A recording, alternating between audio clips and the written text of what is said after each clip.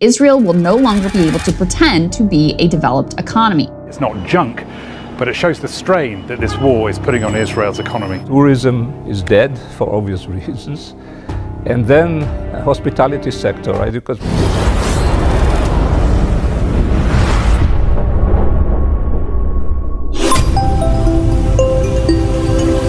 Israel yang pernah menjadi negara startup yang sukses, kini berjuang untuk menjaga perekonomiannya agar tidak tenggelam.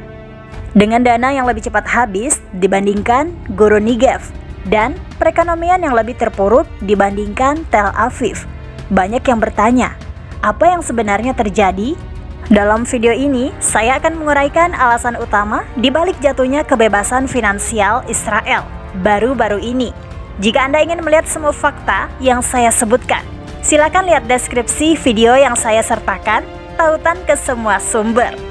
Israel secara resmi telah meraih medali emas sebagai negara termahal di antara anggota OECD dengan biaya hidup 38% di atas rata-rata.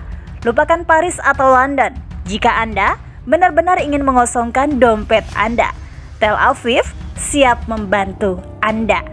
Kenaikan tajam ini telah membuat Israel tidak lagi menjadi mimpi buruk di kawasan Mediterania dan malah menjadi mimpi buruk finansial. Singkatnya, situasinya semakin memburuk dan satu-satunya hal yang tumbuh lebih cepat daripada harga adalah frustasi masyarakat.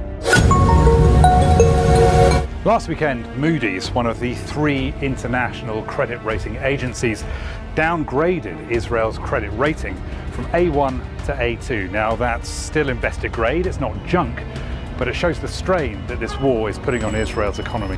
Investasi asing langsung di Israel baru-baru ini mengalami penurunan, terutama di sektor teknologi tinggi, yang seperti telah kami sebutkan sebelumnya, saat ini gagal seperti aplikasi yang tidak berfungsi. Faktanya, investasi teknologi tinggi anjlok sebesar 68% pada paruh pertama tahun 2023 dibandingkan tahun sebelumnya. Tentu saja, kita bisa menyalahkan ekonomi global atas beberapa hal ini. Tapi jujur saja, sirkus politik dan ketidakstabilan ekonomi Israel sendiri telah membuat takut investor asing lebih cepat daripada yang bisa Anda katakan sebagai negara baru.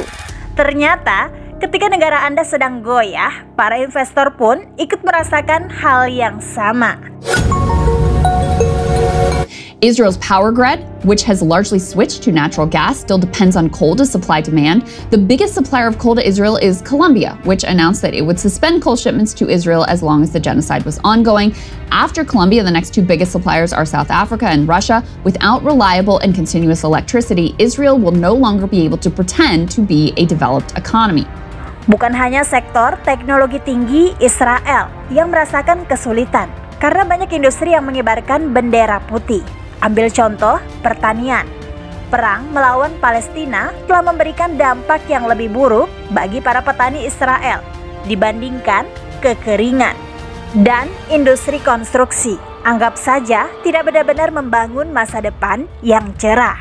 Inilah statistik yang mencengangkan untuk Anda. Sekitar 46.000 bisnis telah tutup di Israel sejak 7 Oktober. Dan jumlah tersebut bisa membengkak menjadi 60.000 atau lebih pada akhir tahun ini. Ini seperti permainan domino, tetapi dengan adanya bisnis dan peringatan spoiler, tidak satupun dari mereka yang bertahan. Sementara itu, di pelabuhan terpenting Israel, Eilat segalanya, ya, tenggelam. Gerakan Houthi Yaman telah memblokir pelabuhan tersebut sejak tahun 2023. Dan pada bulan Juni 2024, CO secara resmi mengibarkan bendera kebangkrutan. Dan jika Anda berpikir keadaan tidak akan menjadi lebih buruk, Yaman dan Irak telah menargetkan pelabuhan-pelabuhan lain yang bisa digunakan Israel.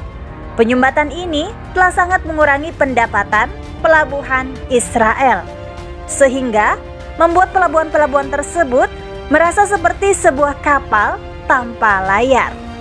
Tapi tunggu dulu, masih banyak lagi industri pariwisata Israel setelah sapi perah dan alat politik tidak lagi beroperasi.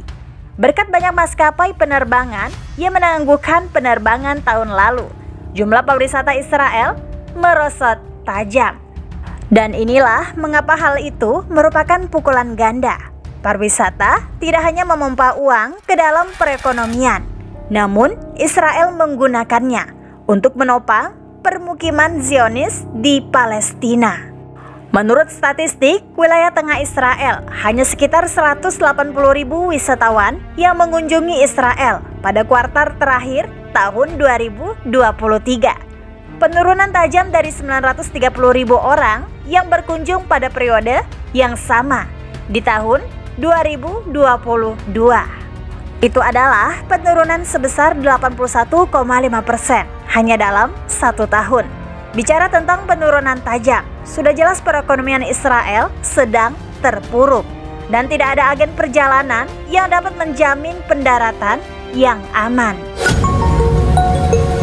Tourism is dead for obvious reasons.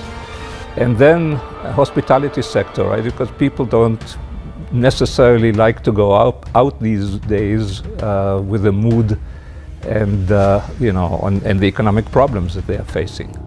Pertumbuhan ekonomi Israel saat ini menghadapi stagnasi, sementara terdapat ekspektasi untuk kembali pulih.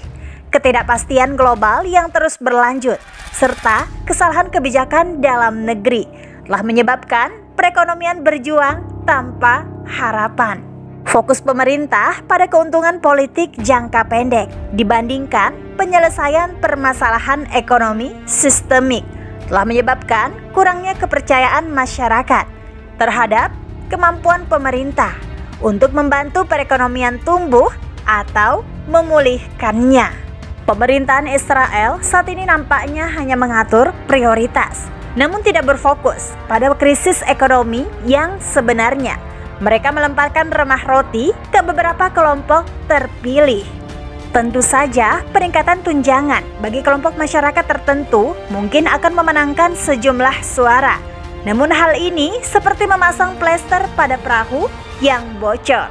Sementara itu, isu-isu yang lebih besar seperti meroketnya biaya hidup di tengah perekonomian yang lesu dibiarkan semakin parah. Para kritikus dengan cepat menunjukkan bahwa perbaikan jangka pendek ini seperti menggunakan lakban pada kaca depan yang retak, yang bersifat sementara, paling buruk bahkan lebih buruk. Jika pendekatan ini terus dilakukan, masalah keuangan Israel mungkin akan semakin parah dan retakan tersebut akan semakin sulit untuk diperbaiki. Mengakhiri perang bisa menjadi strategi ekonomi terbaik Israel. Tentu saja. Ekonomi Israel, Yaakov Sanin, baru-baru ini melontarkan pernyataan mengejutkan. Perang ini dapat merugikan Israel sebesar 120 miliar USD atau sekitar 20% dari PDB negara tersebut. Sebagai gambaran, PDB negara tersebut diperkirakan akan tumbuh sebesar 3%. Namun, berkat konflik yang sedang berlangsung, pertumbuhannya hampir mencapai 1,5%, sehingga memotong setengah perkiraan pertumbuhan. Meskipun apa yang terjadi di Palestina merupakan tragedi nyata yang dapat disaksikan di seluruh dunia, hal ini juga dapat menimbulkan tragedi besar dalam perekonomian Israel sendiri. Bahkan, para ekonom Israel mengibarkan bendera merah, memperingatkan bahwa semakin lama perang ini berlangsung, semakin sulit bagi Israel untuk bangkit kembali secara finansial.